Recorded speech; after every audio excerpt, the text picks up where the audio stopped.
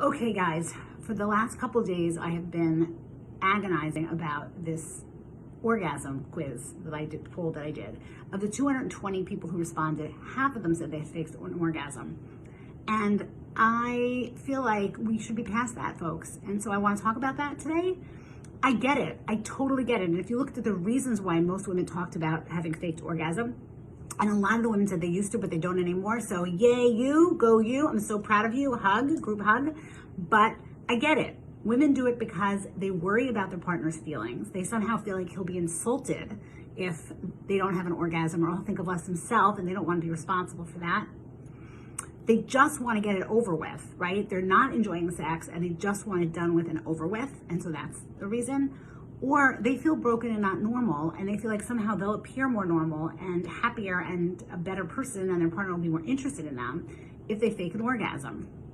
But here's the deal. So I want you to know this. One, would you want your partner to fake that he was having a good time with you if he wasn't? Like, wouldn't you want him to communicate with you what it is he wanted?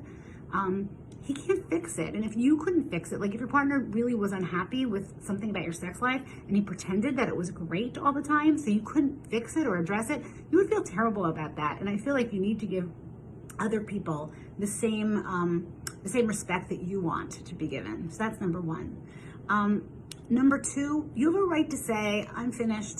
I don't want to have the sex anymore. It's not turning me on right now. I'm done. You can do it in a nice way. You can say, I'm good. I don't need to have an orgasm. It's not the only way to finish it up. And if you're with a partner that's obsessed with your having an orgasm all the time, then that's a conversation that you need to have, and you need to have it in a really good, respectful way outside of the bedroom. And the third thing is, you're not broken. A lot of women don't have orgasms all the time. A lot of women don't have orgasms. 5% of women do not have orgasms. So it is perfectly legitimate for you to be you and inhabit your own sexuality. But it is really, really important for you to figure out what feels good to you and be honest about that. Be honest with yourself and be honest with your partners. It's 2021, people, and it's time that we stepped out of the shadows and stopped saying we have to be performing a certain way in bed for our partners, because sex should be about you and pleasure for you.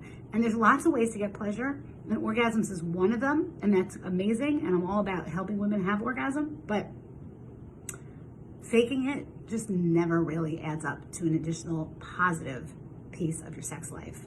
So let's try to see if when I do this poll again in a year, I get a much higher number of women who say, nope, I don't fake orgasm. Mwah. Love you all.